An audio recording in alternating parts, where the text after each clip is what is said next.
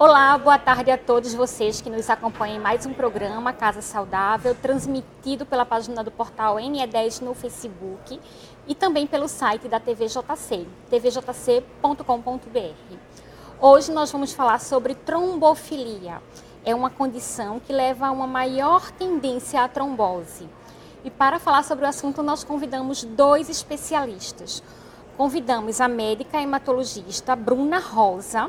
Bruna é do Núcleo Especializado em Oncologia e Hematologia, o NEO Memorial. Também é do EMOP e do Hospital de Câncer de Pernambuco. Boa tarde, Bruna. Boa tarde, Cíntia. Que bom tê-la aqui. Eu que agradeço em poder compartilhar esse assunto, né, que está tão em alta e que vai gerar tantas dúvidas. Verdade. Também está aqui conosco Paulo Ricardo Vasconcelos, é cirurgião vascular e é presidente da Sociedade Brasileira de Angiologia e Cirurgia Vascular Regional Pernambuco. Boa tarde, doutor Paulo. Boa tarde, Cíntia. Que bom tê-lo aqui. Obrigado pela oportunidade. Que bom. E, doutor Paulo, já vou começar perguntando para o senhor, o que é trombofilia? Trombofilia é uma tendência hereditária ou adquirida a desenvolver a trombose. E quais são as pessoas que têm um maior risco para ter? Qualquer de nós podemos estar sujeito a ter trombofilia?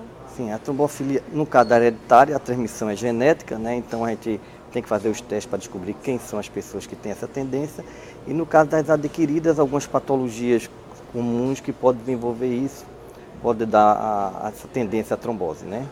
Que pode levar a esse desenvolvimento. Existem alguns fatores de risco, alguns fatores desencadeantes para você vir a ter a trombose. Ok. E quando a gente fala, doutora Bruna, sobre trombofilia, várias dúvidas, vários questionamentos surgem, né? A gente sabe que é uma condição que aumenta o risco ao desenvolvimento de trombose. O que é a trombose, né? Como é que a gente pode explicar? Como é que a trombose se forma e quais são as suas consequências? Então, na verdade, a trombose ela é a formação de um coágulo dentro da corrente sanguínea. Ela pode ser uma trombose venosa, que é, acho que é a principal, que vai ser uma trombose, um coágulo dentro da veia, ou uma trombose arterial, que é um coágulo dentro da artéria. Então, o que a gente se preocupa aqui é quando tem uma trombose venosa ou arterial profunda, né? Que é a venosa, que é a principal, que a gente chama de TVP, trombose venosa profunda. Então, o que ela vai levar de mais sintomas é uma dor, tá, na perna, geralmente uma única, é o local mais comum, né? No caso, os membros inferiores são os membros inferiores. Então, vai gerar uma dor no membro inferior, geralmente um único membro, um inchaço. Então, você vai ver que uma perna, por exemplo, vai ficar mais inchada que a outra. E, como consequência, se não for diagnosticada nem tratada a tempo, esse trombo, ele pode, vamos assim dizer, subir da perna e, principalmente, eu acho que a principal consequência é levar uma embolia pulmonar, uma trombose no pulmão. Ok. Então, é importante estarmos em alerta, né?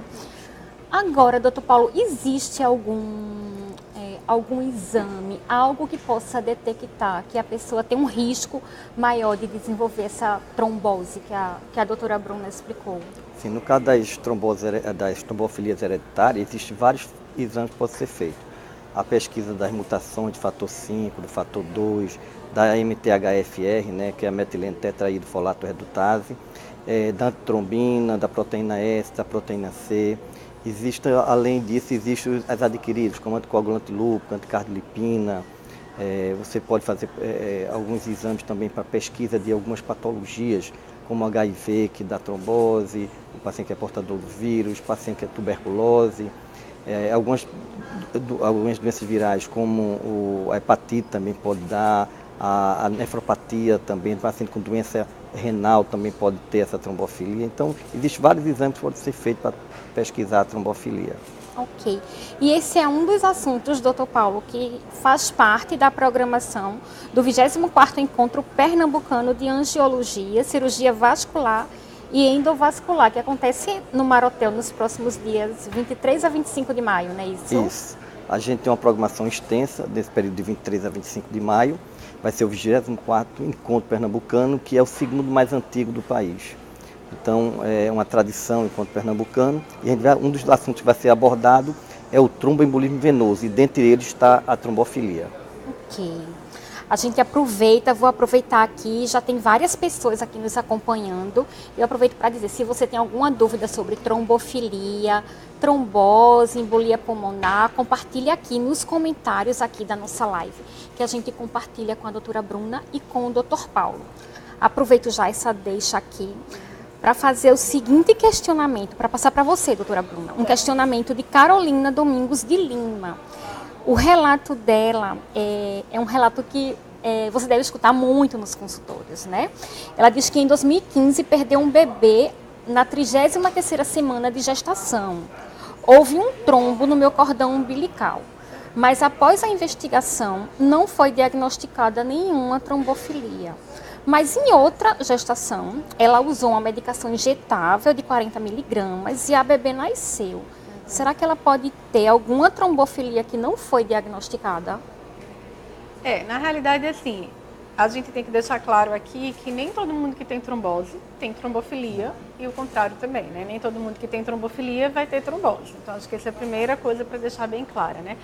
A trombofilia mais associada a complicações obstétricas seria a SAF, que é a síndrome do anticorpo antifosfolípide, como o Dr. Paulo falou, é a presença de anticoágulo antilúpico, anticardolipina e anti-beta-2 glicoproteína. Então, na realidade, assim, ela teve um trombo, né, detectado, com uma gestação já com uma perda tardia, 33 semanas. A gente acredita que poderia ser trombofilia. Eu não sei, na verdade, o que é que foi investigado para ela, né? Então, teria que ver se ela realmente fez todos os exames, principalmente essa investigação para a SAF, que é a mais relacionada com complicações obstétricas. Então, seria abortos de repetição ou uma perda fetal sem causa inexplicada. Essa medicação que ela falou que usou injetável, subcutânea, né, é a enoxaparina. Então, assim, na verdade, eu acho que o obstetra provavelmente ficou na dúvida, mesmo não tendo trombofilia, pela perda gestacional tardia. Quis pecar pelo excesso. Quis pecar pelo excesso e, na realidade, percebeu-se que deu tudo certo na gestação, né? Então, assim, eu não tenho como dizer para ela, eu realmente teria que ver quais foram os exames que foram investigados de trombofilia para a gente ter a certeza de que ela não tem. Agora, esse caso dela, realmente, vamos dizer que tem que ser investigado trombofilia. Sem dúvida nenhuma, é uma situação onde a trombofilia poderia acontecer. 33ª semana de gestação é 7º mês, é isso? Mais ou menos, né? 7 meses, já foi. Já está aí no 8º mês, né? Então, assim, é uma perda. Quando é que a gente investiga trombofilia em complicações obstétricas, tá? São quando tem 3 ou mais abortos consecutivos, né, de repetição, espontâneos, né? Quando tem uma perda fetal sem causa aparente, ou até quando você tem um retardo do crescimento intrauterino, uma pré-eclâmpsia tardia, mas também sem uma causa aparente. Então, essas seriam condições para se investigar a trombofilia. Olha aí, Carolina, a sua dúvida aqui esclarecida. E, doutor Paulo, ela ainda complementa, querendo saber se pode usar anticoncepcional após a gestação, já que a trombofilia, teoricamente, não foi diagnosticada. Na realidade, uma parte das trombofilias a gente não tem um marcador ainda para diagnóstico. Então, ela realmente pode ter uma trombofilia e não ter um marcador ainda conhecido para dar o diagnóstico da trombofilia. Ela teria que ser examinada melhor, mas na teoria não teria nada que contraindicasse ela fazer anticoncepcional, porque teve um trombo no cordão umbilical, né? Ela teria que ser examinada melhor, tem que saber se realmente foi constatado, se esse material foi para a biópsia para ver se tinha trombo ou não no cordão umbilical, porque normalmente o trombo não é no cordão umbilical, é mais na placenta. As tromboses acontecem mais no sítio placentário, que descola, que nutre mal a criança. Não é tanto no cordão umbilical. O cordão umbilical pode ter sido uma torção, alguma outra coisa. Mas na teoria ela poderia. Na prática a gente tem que investigar melhor. Tem que investigar melhor. Aí só para complementar, assim, tem relação à dúvida anticoncepcional dela. Que muita gente relaciona, né? Trombose, embolia, mas tem tudo a ver, tá? Olha aí, tem tudo a ver para quem está aqui questionando. Na realidade, estrógeno, qualquer situação que uma mulher tem um aumento de estrógeno, é uma situação de risco para trombose. Então, é um fator ambiental para a trombose. Lembrar que trombose venosa profunda, ela não tem só a parte de trombofilias, que é a parte hereditária, mas tem a parte adquirida, que são situações como imobilização prolongada, uma cirurgia, a própria gravidez predispõe a um estado de trombose, o puerpério, que é o período pós-parto. E aí o que eu iria complementar é que, mesmo ela tendo uma trombose comprovada, uma TVP, em relação ao anticoncepcional, a gente pede para fazer método de barreira ou a gente contraindica o uso de estrógenos. Então, a pílula Para quem está nos acompanhando, o que é o método de barreira? O método de barreira seria camisinha, né? E a gente também indica a DIU, que é um dispositivo intrauterino de cobre, ou com Mirena, que é só progestágeno. Não, aí fica contraindicado o uso de estrógeno quem teve trombose venosa profunda comprovada. Okay. E doutor Paulo, a gente estava até conversando antes do programa começar, né? Muitas mulheres que têm varizes, a gente escuta essas mulheres com receio, né? Será que eu posso ter algum trombo? Porque tem período que o pé pode inchar um pouco mais, a perna também. As varizes, elas podem causar algum tipo de trombose? Tem alguma relação? As mulheres realmente ficam mais apreensivas? Não só a mulher, mas o homem também. A presença de varizes por si só não causa trombose. Mas algumas vezes a pessoa tem varizes de um calibre maior e se expõe, como já foi falado pela doutora Bruna, se expõe a estrógeno, ou então tem algum acidente, vai ser botar um aparelho engessado. Então aí sim, as varizes começam a ser um fator que, associado com outro, aumenta o risco de trombose. Né? Mas por si só as varizes não. Algumas pessoas sim, têm a trombofilia, tem aquela tendência hereditária, já tem história na família, é portador de varizes de um calibre maior, aí essa pessoa tem um risco maior. Se tem refluxo no sistema venoso profundo, aumenta o risco, porque tem uma estase maior. Ok, tem esse maior risco, né? Maior risco. E aí aproveita, eu estou aqui agora na página do Jornal do Comércio no Facebook. Aproveita aqui que a gente está falando sobre varizes, doutor Paulo. Ópera está perguntando, ela diz o seguinte: tive muitas varizes na gravidez, depois do parto sumiram, pode voltar? Na realidade, o que acontece é que na gravidez há uma hipertensão venosa muito grande e dilata os vasos. Depois do parto, né, você tira o peso do bebê e ao mesmo tempo diminui a carga de estrógeno. Então, isso faz com que as varizes voltem ao tamanho normal. Mas aquela varize que dilatou, ela está lá. Se ela engravidar de novo, vai aumentar, vai ficar maior. Se ela aumentar de peso, se ela fizer algumas atividades físicas que aumentam a pressão abdominal, aquelas varizes vão aparecer. Então, a veinha está lá no local dela, né?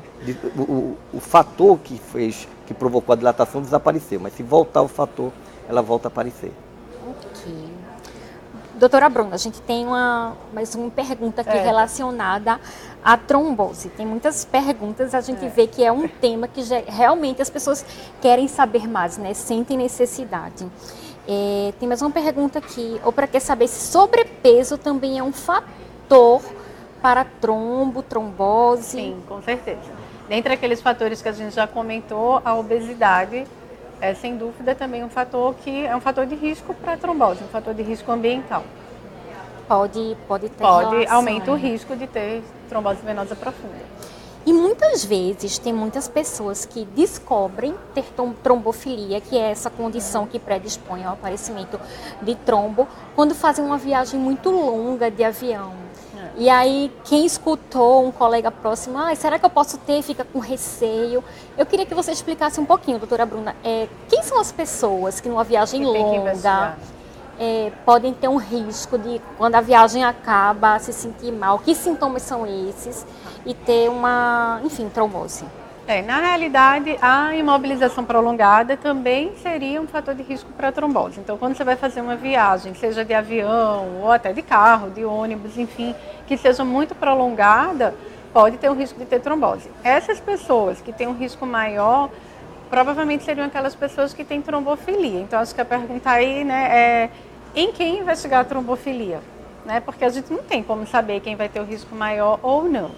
Então, assim, as pessoas que a gente deve investigar a trombofilia, em quais situações? Quem tem uma história familiar de trombose, tá?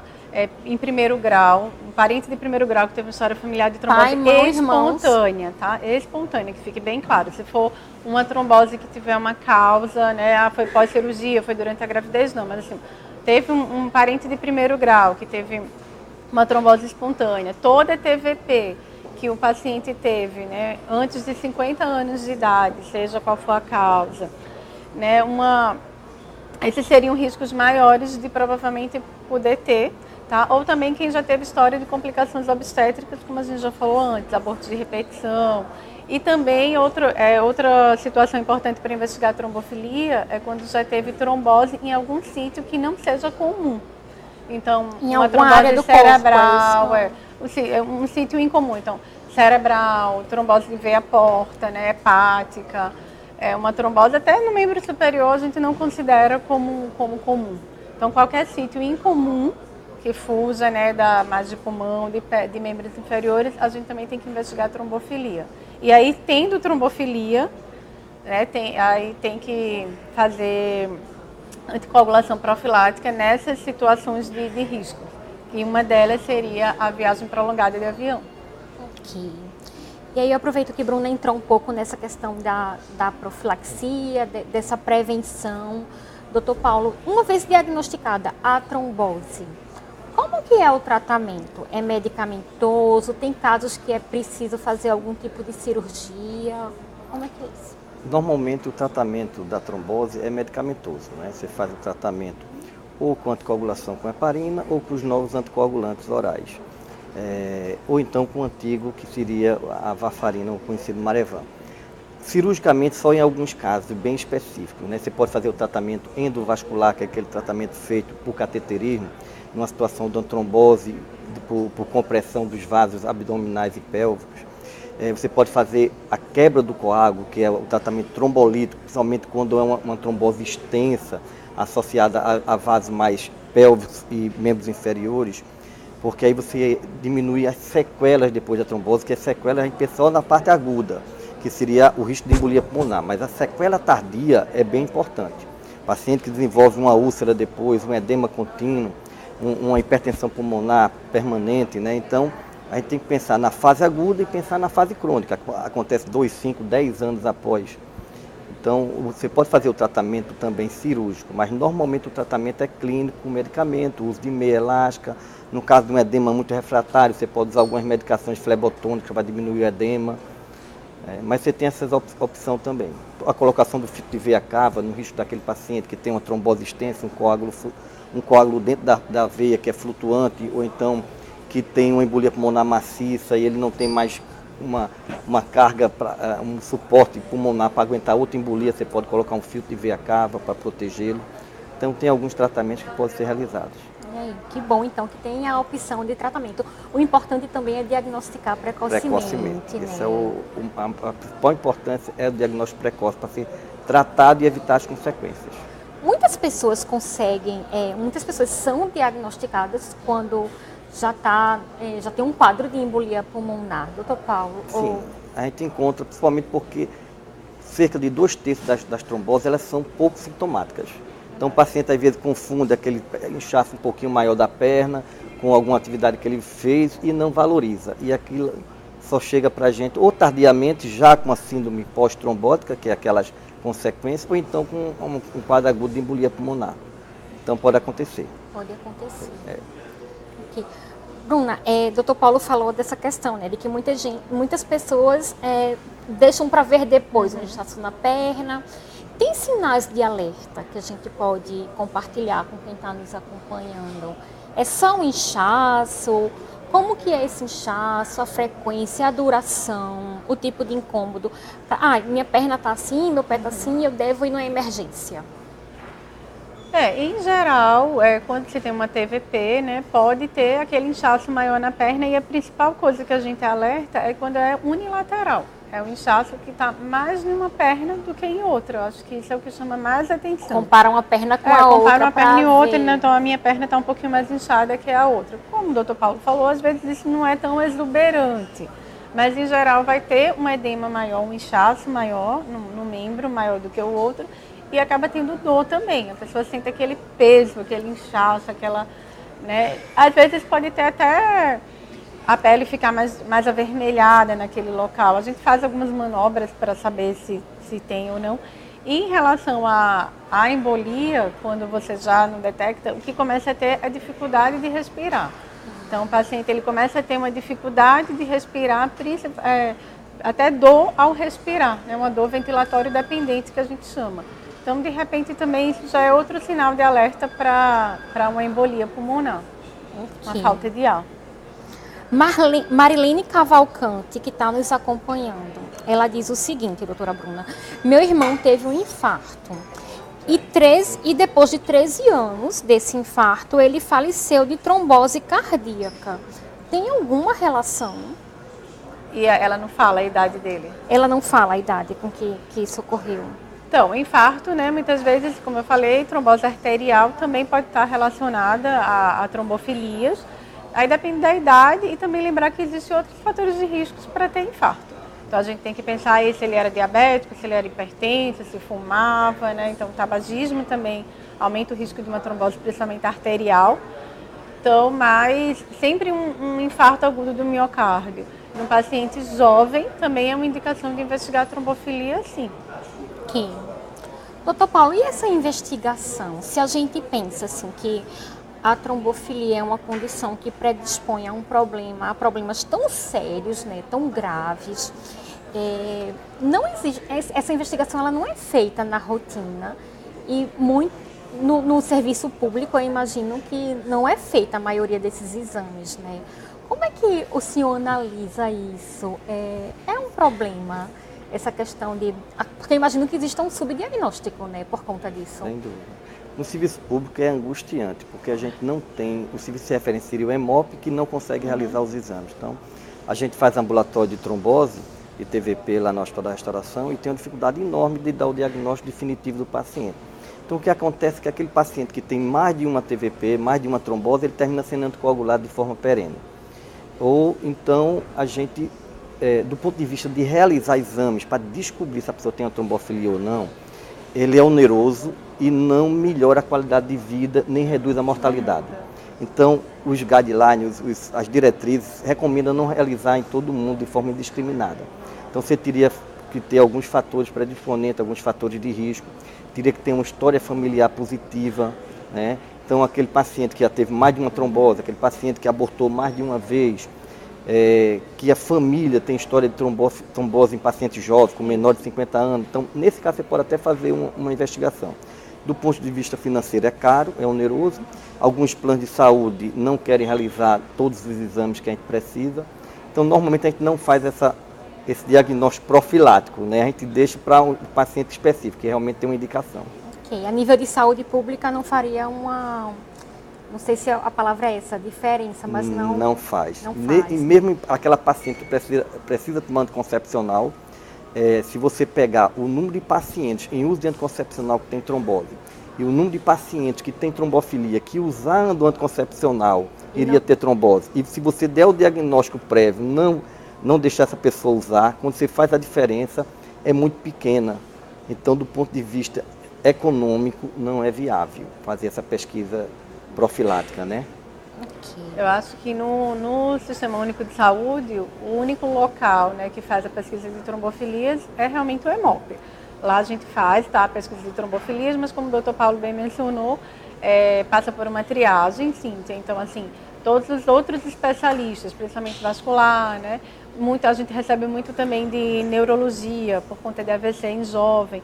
Então, assim, pode sim mandar para o EMOP. Lá a gente tem uma triagem que tem que ser marcado pela policlínica, né, da GERES, tem do que ter paciente. Um encaminhamento do tem posto. que ter um encaminhamento médico com a justificativa. Então, chegando lá no EMOP, né, você vai passar por essa triagem, porque realmente, assim, a demanda é enorme.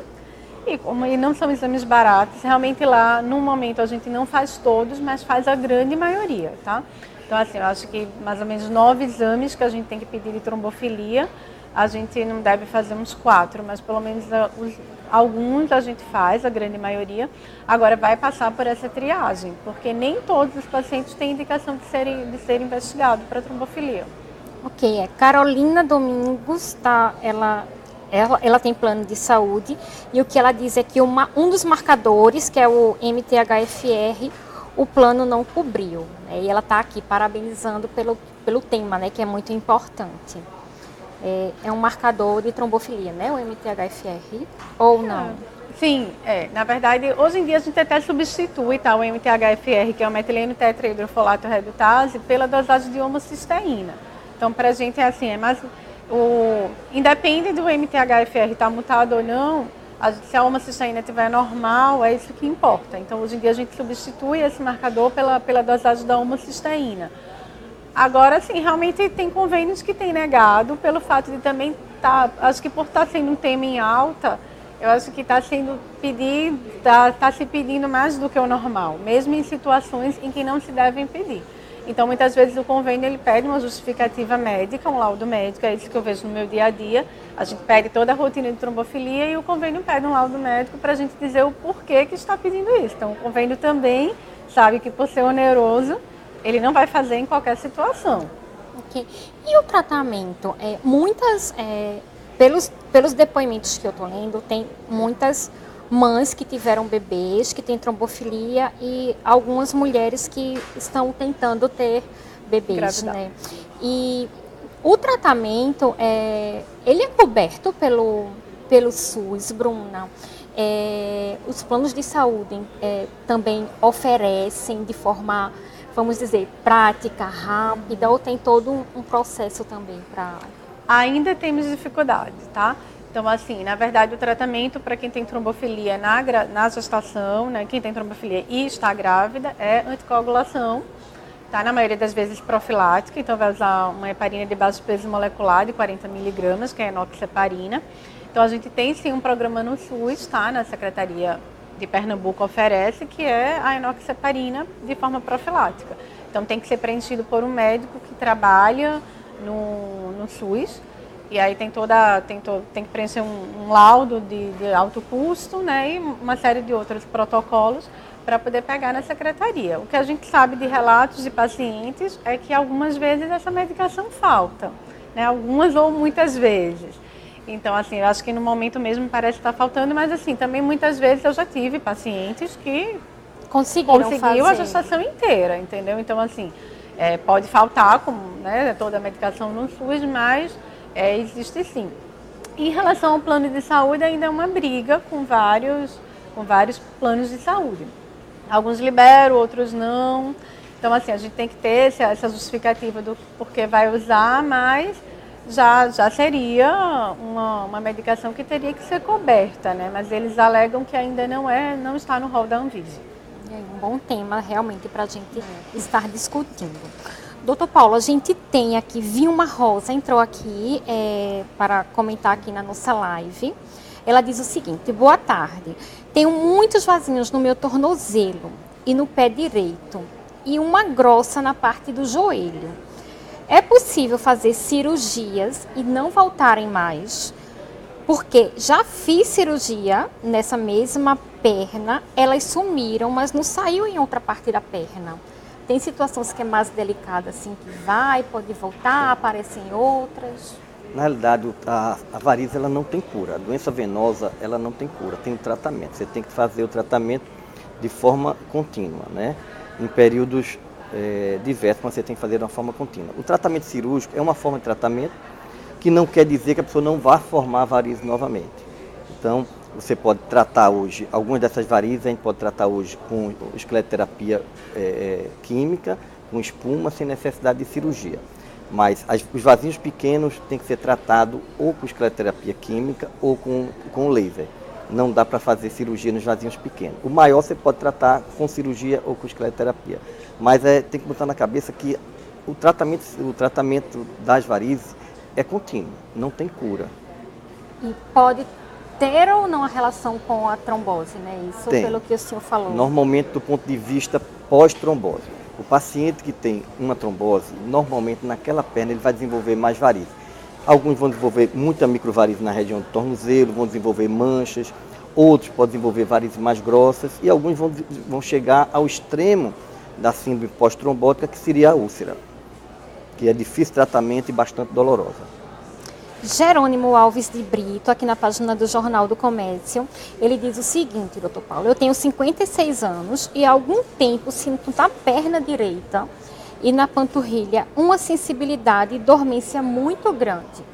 O que é que ele deve fazer? é um sinal de alerta ou não é nada que ele possa se preocupar? Ele diz que sente há um tempo já isso, há algum tempo. Ele deve procurar um angiologista ou um cirurgião vascular para ser examinado, mas normalmente dormência, formigamento não está relacionado, nesse caso, às varizes. É muito comum ser uma neuropatia. Ou a neuropatia diabética, quando acontece com uma perna só, a gente pensa numa radiculopatia, uma compressão nervosa por hérnia de disco, por artrose de coluna, por desvio, né? Mas normalmente não é das varizes, quando você tem uma coisa bem localizada, com dormência, queimou, formigamento. Normalmente é uma doença do nervo. Ok. Eu lembrei agora que tem um exame que a pessoa faz, que é um ultrassom, né? Como que chama esse exame? Ultrassonografia Doppler venosa dos membros, né? Ou superiores ou inferiores. E o que é que pode diagnosticar? Ele é o exame mais barato, mais fácil e bem fidedigno para o diagnóstico de uma trombose ou para o diagnóstico de outras doenças venosas. O refluxo de veia safena, o refluxo de veia femorais, poplites.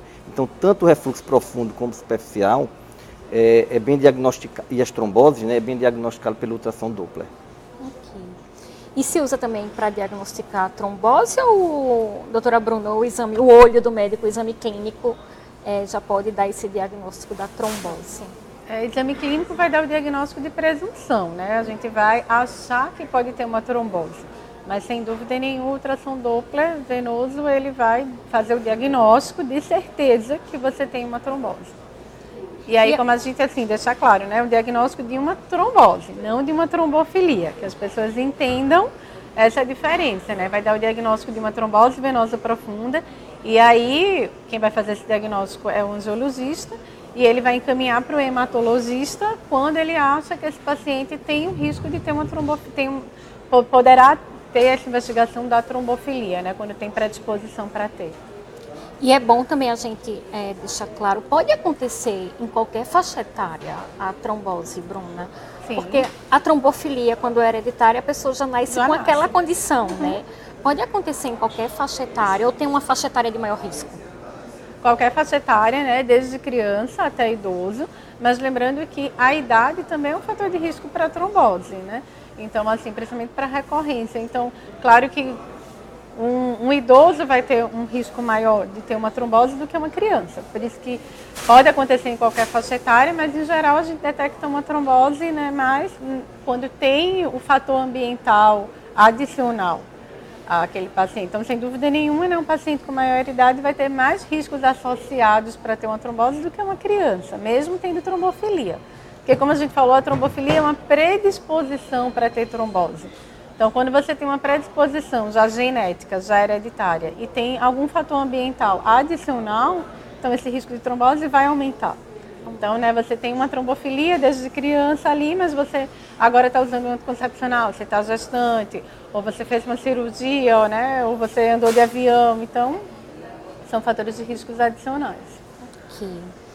Doutor Paulo, temos mais perguntas aqui de pessoas que passam muito tempo em pé, que querem saber se pode ter algum problema, algum risco.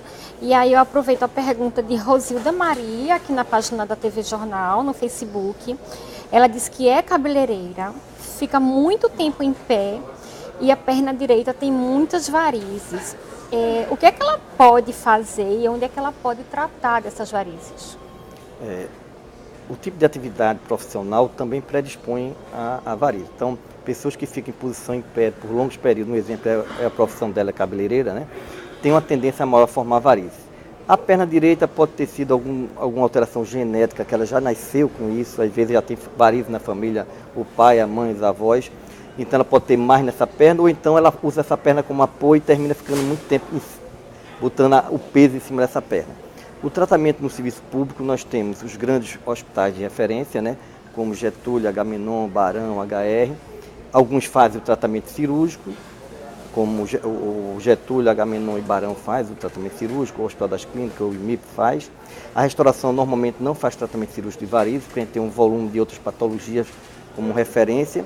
E nos consultórios privados nós temos uma rede grande de médicos cirurgiões vasculares que fazem o tratamento. Ok. Ainda sobre varizes, Cristiane Farias diz que tem muitas cãibras na perna e que no outro dia esse mesmo local das cãibras aparece roxo. Isso pode ser varizes? Normalmente a câimbra noturna, é por isso que ela fala que no outro dia, as câimbras noturnas estão relacionadas às varizes. As câimbras que acontecem durante o dia, normalmente não. E após uma câimbra, você pode até desenvolver uma trombose. No caso que aparece roxo, você pode ter tido a câimbra pode ter sido tão forte a ponto de romper um vaso. E esse vaso que rompeu, esse coágulozinho que vai fechar esse vaso que rompeu, ele pode progredir e ter trombose. A gente já vê algumas pessoas que após uma câimbra muito forte desenvolvem trombose. Mas a roncha por si só não. Mostra que a contratura foi tão importante que rompeu um vaso, mas não quer dizer que tenha trombose. Pode até evoluir para trombose depois. Ok. É isso, nós estamos chegando a 37 minutos de programa, com muitas dúvidas, né? Com certeza, não é um tema que a gente esgota tão rápido, porque um assunto vai puxando o outro, né? Como a gente vê. Eu agradeço muito a sua participação, Dr. Paulo. Lembrando que todos esses temas que nós discutimos aqui estarão sendo abordados no Encontro Pernambucano de Angiologia, Cirurgia Vascular e Endovascular, nos próximos dias 23, 24 e 25 de maio no Mar Hotel, no bairro de Boa Viagem, zona sul do Recife, né? Isso, Dr. Paulo. E eu gostaria de aproveitar que este ano nós teremos o 43º Congresso Brasileiro de Angiologia e Cirurgia Vascular, que vai ocorrer aqui no Centro de Convenções de Pernambuco. Após 25 anos, a gente conseguiu trazer novamente um Congresso Brasileiro para Pernambuco. Então a gente faz o convite aos vasculares. Que bom. Agradeço muito também a você, doutora Bruna, que inclusive já colaborou conosco numa matéria aqui sobre trombose, né? Dando explicações. Muito obrigada pela sua participação mais uma vez. Eu acho que é um assunto que gera muitas dúvidas, né, Cíntia? Porque trombofilia, né, eu acho que principalmente relacionada à gestação. Acho que seria outro tema para a gente discutir, porque realmente é o que a gente recebe muito para investigação. Pelos comentários aqui, a gente vê que as pessoas precisam mais, querem ouvir mais sobre isso, né? Vamos marcar outro, então. Ok, doutor Paulo, sobre a trombofilia relacionada à gestação. É isso, gente. Muito obrigada pela participação de vocês. Foi um programa que a gente conseguiu esclarecer muitas dúvidas. Isso é muito bom. Quando vocês participam, a gente aprende também, consegue levar informações adiante, né? Informações de qualidade. Se você não conseguiu acompanhar o programa desde o começo, ele fica disponível na página do portal NE10, no site da TVJC, e logo mais estarei subindo no casasaudável.com.br. A gente se encontra aqui na TVJC na próxima sexta-feira. A gente vai falar sobre gestação relacionada aos distúrbios da tireoide, às 14 horas. É isso, muito obrigada e até a próxima sexta-feira.